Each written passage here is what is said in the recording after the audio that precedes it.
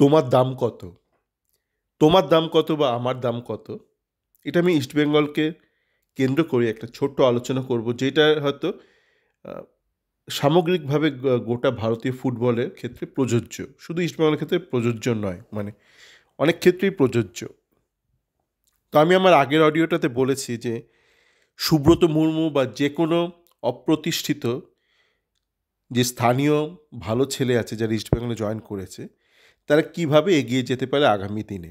মানে তার পেছনে কোনো রকেট সায়েন্স নেই, আছে শুধু অনুশীলন, পর্যাপ্ত অনুশীলন, ঠিকঠাক অনুশীলন। কেননা অনেক ক্ষেত্রেই দেখা গেছে যে ছেলেরা এই হোটেলে থাকে, ক্লাবের দেওয়া হোটেলে থাকে, লাক্সারি বিলাসবহুল হোটেলে থাকে, দিনে 2 ঘন্টা অনুশীলন করে, ফুটবল অনুশীলন, বাকি টাইমে জিম করছে কি ইনস্টাগ্রাম করছে। তো ওই করে এগোনো যায় না জীবনে। যাকে মূল বিষয়ে আসি, যে তোমার দাম কত বা আমার দাম কত।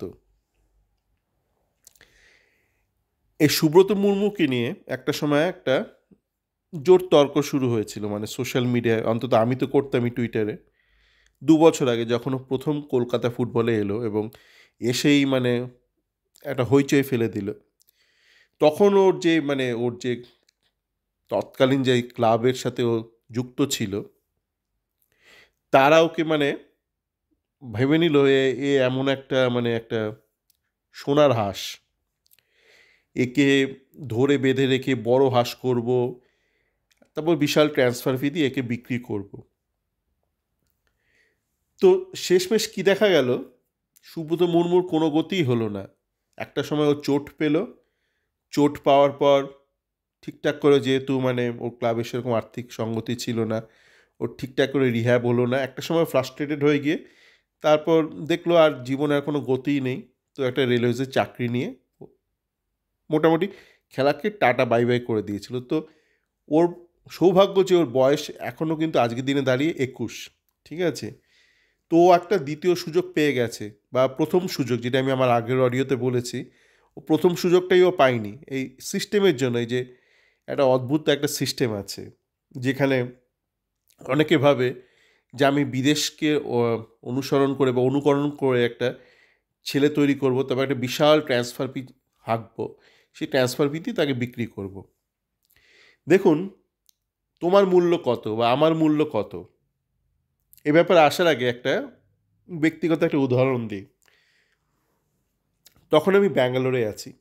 আমার আন্ডারে তত্ত্বাবধানে একটা বড় একটা টিম রয়েছে, তাতে কিছু সিনিয়র ছেলে ছিল, কিছু অল্প বয়সে একদম, হয়তো 2 বছর এক্সপিরিয়েন্স কি 5 বছর এরকম। তা ওরা অনেকে এসে আমার কাছে বলতো, মানে স্যার স্যার, ওরা আবার অনেকে স্যার স্যার বলতে আমার পছন্দ নয় এসব, এই স্যার স্যার কালচার। কিন্তু এগুলো মানে বাংলার বাইরে খুব আছে, এই উত্তরে এবং দক্ষিণে আছে। কিছুটা এখন বাংলাতেও এটা ঢুকেছে, যেটা খুব একটা ভালো ব্যাপার নয়, স্যার স্যার কালচার। যাকে আমি মানা করতাম, তবু কেউ কেউ হয়তো বলতো। তো ঘটনা হলো, অনেকে এসে বলতো যে দাদা মানে এই যে আমার স্যালারিটা খুব কম, কি করা যায়। আমি বলি, কততে ঢুকেছো কোম্পানিতে? বলছে এততে ঢুকেছি। এলাম দেখো, মানে এখন দুমদাম করে তো স্যালারি বাড়ানো যায় না, এটা তো আমার বাপের কোম্পানি নয় বা ছোট কোম্পানিও নয়। বড় কোম্পানিতে কিছু স্যালারি রিভিশনের কিছু সময় আছে, সুনির্দিষ্ট সময় আছে। কোনো কোম্পানিতে ধরুন বছরে একবার হয়, কোথাও দুবার, কোথাও হয়তো 3বার হয়। কিন্তু একটা সুনির্দিষ্ট টাইম আছে যে কোনো বড় কোম্পানিতে, বড় কর্পোরেট কোম্পানিতে একটা স্ট্রাকচার থাকে। এক্সেপশন যে হয় না তা নয়, কিন্তু খুব রেয়ার। সেরকম এক্সেপশনাল কেস হতে হবে আপনাকে। মোদ্দা কথা, সাধারণত হয় না ওই নির্দিষ্ট ওই টাইম লাইন ছাড়া, ওই যে cycle of review and appraisal. তাই আমি বলতাম যে ঠিক আছে, তোমার মাইনে কম তুমি বলছো, তা তুমি নকরিতে সিভি দিয়ে রেখেছো? তা অনেকেই বলতো হ্যাঁ হ্যাঁ আমি দিয়ে রেখেছি। তাই আমি বললাম, নকরি থেকে কল টল পাচ্ছ? বলছে না, পাচ্ছি না তো। আমি বললাম, তাহলে তোমার এইটাই মূল্য তোমার। তুমি ধরো আজকের দিনে 10 টাকা তোমাকে তোমার কারেন্ট কোম্পানি দিচ্ছে, তুমি বাইরে থেকে অফার পাচ্ছ 15 টাকা 20 টাকা, তাহলে তুমি বলতে পারো যে আমার মূল্য কিন্তু 15-20 স্যার, আমার মূল্য 10 নয়, আমাকে চাইছে বাইরের লোক। কিন্তু তুমি বলছো তুমি তোমার সিভিটা নকরিতে দিয়ে রেখেছো, তোমাকে কেউ কলই করছে না, তা তোমার কেউ চাই না। তোমার বর্তমান কোম্পানি তোমায় যা দিচ্ছে এটাই তোমার তাহলে প্রাপ্য। আবার অনেকে বলতো না, নকরিতে সিভি দিয়ে রাখিনি। আমি বললাম না, সিভিটা দাও। তুমি চাকরি বদল কি করবে না সেটা অন্য ব্যাপার, কিন্তু একটা নিজেকে একটা সেলফ টেস্ট করা খুব দরকার, একটা আত্মসমীক্ষণ করা খুব দরকার যে আমার আদৌ বাজারে মূল্য আছে কি না। অনেকেই নিজের কোম্পানিতে থেকে ভাবে আমি হনু হয়ে গেছি, আমার প্রচুর অর্থ, আমার দাম প্রচুর, কিন্তু যখন তারা বাজারে যায় দেখে কেউ তাদের চায় না, তাদের আসল মূল্য কিন্তু যেটা বাজার দিতে চায় সেইটা। তেমনই এই সুব্রত মুর্মু বা এদের মতন অনেক প্লেয়ারের ক্ষেত্রে কি হয়, এদের যারা ক্লাবের মালিক বা ক্লাবের ম্যানেজমেন্ট, এরা ভাবে আমি সুব্রত মুর্মুকে 30 লাখ টাকা বা 40 লাখ টাকা ট্রান্সফার ফি দিয়ে বেচবো, সেটা ভেবে বসে। তারপর আখেরে দেখা যায় কেউই দিতে রাজি হচ্ছে না অত টাকা। তারপর সে জেদ ধরে বসে থাকে, না একে আমি গড়বো, পিটবো, আরও বড় করব, যতক্ষণের 50 লাখ টাকার মূল্য হবে ততক্ষণ একে ধরে রাখবো। কিন্তু সমস্ত প্লেয়ারেরই একটা গ্রোথ, একটা কার্ভ আছে। ধরুন ক্লাস 8-এর টিচার, তার আন্ডারে একটা ভালো একটা স্টুডেন্ট আছে, সে হেডমাস্টারকে গিয়ে বলল যে আমাকে এবার প্রমোশন দিতে হবে, আমার ক্লাসে দুটো ভালো স্টুডেন্ট আছে, যদি প্রমোশন না দেন, যদি আমাকে মানে স্যালারি হাইক না দেন, ওদেরকে আমি ক্লাস 9-এ তুলব না। ব্যাপারটা ওরকম হয়ে যায় অনেক সময়, যে আমার ক্লাসে দুটো দুর্দান্ত ছেলে আছে, পড়াশোনায় ফাটাফাটি, কিন্তু আমার বউ আমার মাইনে নিয়ে খুব মানে আপসেট, খুব দুঃখিত, মনে ক্ষোভ আছে ওনার, আমি বেশি মাইনে পাচ্ছি না, আপনি আমার মাইনে বাড়ান, নয়তো আমি এদেরকে প্রমোশন দেবো না, ক্লাস 9-এ তুলব না। ব্যাপারটা অনেকটা সেরকম হয়ে যায় সুব্রত মুর্মু বা এদের ক্ষেত্রে, যে একটা জেদের বসে, যে দিচ্ছে না, কিন্তু কি হওয়া উচিত, যেটা হচ্ছে market forces should determine the price of something. মানে কি, ধরুন সুব্রত মুর্মুর যে মালিক, সে মনে মনে ভাবলো সুব্রত মুর্মুকে আমি 50 টাকায় বিক্রি করব, ঠিক আছে, মিনিমাম 50, তারা তো মনে ইচ্ছা আমি 100 টাকায় বিক্রি করব, কিন্তু 50-এর নিচে আমি নামবো না। তার মনে একটা বাসনা থাকতেই পারে, সবার থাকে, আপনার থাকবে, আমার থাকবে, সুব্রত মুর্মুর আগের ক্লাবের মালিকেরও থাকবে, যে 50 টাকার নিচে বেচবো না, আর 100 টাকা শুরুতে চাইবো। তো ফাইনালি কি হয়, ধরুন দেখা গেল কেউ 10 টাকা দিতে চাইছে, কেউ 20 টাকা, কেউ 30 টাকা, কেউ 30-এর ওপরে উঠতেই চাইলো না। তা আলটিমেটলি এক্ষেত্রে কী হয়েছিল, বা এরকম অনেক প্লেয়ারের ক্ষেত্রে হয়, বিভিন্ন ক্লাবে হয়, শুধু সুব্রত মুর্মুর মতো ক্লাব নয়, আরও অনেক ক্লাবে হয়, ও 30 টাকা বেশি কেউ দিতে চাইছে না, আমি তো 50-এর নিচে নামবই না, তাহলে আমি বেচবো না, দেখি আরও একটা সিজন একে ধরে রাখবো, তারপর নিশ্চয়ই কেউ ওকে দিতে রাজি হবে 50 টাকা। দেখা যায় পরের সিজনে হয়তো মেরে কেটে 32 টাকা উঠলো, কি 40 টাকা, 50 আর হচ্ছে না, তো একে ধরে রাখছে, মানে এর বয়স বাচ্চা রেখে ধরে রাখছে। তা একটা সময় বলে দোদ ছাই, আমি এই চাকরি নিয়ে চলে যাই, রেলওয়েজের একটা চাকরি নিয়ে চলে যাই। তো ব্যাপারটা তাই হয়। তো এই ক্ষেত্রে কি হয়, মানে যেটা লজিকটা আপনারা বোঝার চেষ্টা করুন, সুব্রত মুর্মুর অ্যাকচুয়াল ট্রান্সফার ফি কিন্তু 30 টাকা, মানে যতজন খদ্দের ছিল পোটেনশিয়াল বাইয়ার, তাদের মধ্যে যে হাইয়েস্ট অফার করেছিল 30 টাকা, that itself was is transfer fee, not কি আমি যে ক্লাবের মালিক যেটা ভেবেছিল 100 টাকা থেকে 50-এর মধ্যে না হলে আমি বেচবো না, that was not his correct transfer ফি। কিন্তু যা হয়, মানে আমরা অনেকে আত্মকেন্দ্রিক হই, একটু স্বার্থপর হই, মানুষের কথা ভাবি না। দেখুন আপনি একটা মনে পড়লো তো, এবং মনে হওয়ার দরুন আমি এই অডিওটার নামটা বদলে দেবো, মদন তাঁতি আর মদনা তাঁতি। ঠিক আছে, মদন তাঁতি আর মদনা তাঁতি। এবার কেন বলছি মদন তাঁতি আর মদনা তাঁতি, আপনারা নিশ্চয়ই অনেকেই মানিক বন্দ্যোপাধ্যায়ের একটা ছোট গল্প পড়েছেন, শিল্পী। ঠিক আছে, তো শিল্পীতে কীরকম ছিল, একজন তাঁতি ছিল, একটা মানে একটা তাঁতিপাড়ায় একজন তাঁতি ছিল, তার নাম মদন তাঁতি।